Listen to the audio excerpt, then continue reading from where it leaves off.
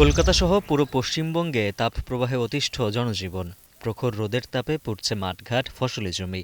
গরমে হাঁসফাঁস অবস্থায় একটু স্বস্তি পেতে পুকুরে দুরন্তপনায় মেতেছে শিশু কিশোররা।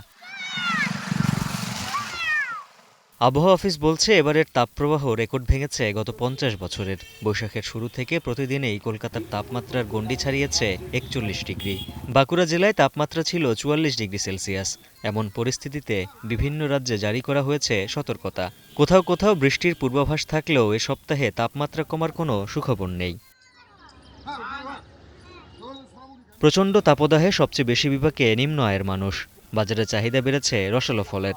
আর বাইরের গরম থেকে বাঁচতে সুতি পোশাক, সানগ্লাস ও ছাতা ব্যবহারের পাশাপাশি বেশি বেশি পানি ও শাকসবজি খাওয়ার পরামর্শ চিকিৎসকদের। সমস্যার মধ্যে রয়েছি, গরম কি এই মরে যাবো একটা ভাব। আমরা এই মুহূর্তে একটা অসহনীয় তাপমাত্রার মধ্যে দিয়ে যাচ্ছি। এবার শুধু কলকাতা নয়, সমস্ত ডিস্ট্রিক্টে এভাবে যে তাপমাত্রা বাড়ছে, এটা কিন্তু একটা সাংঘাতিক পর্যায়ে পৌঁছচ্ছে। ফল কাটবেন, প্রচুর পরিমাণে সবুজ শাকসবজি খাবেন এবং হালকা জামা কাপড় পরবেন। হোয়াইট ড্রেস বা যেগুলো অনেকটা লাইট কালার ড্রেসগুলো এখানে অনেক এফেক্টিভ। শুধু পশ্চিমবঙ্গই নয়, কলকাতার দক্ষিণের জেলাগুলোতেও চলছে তাপপ্রবাহ।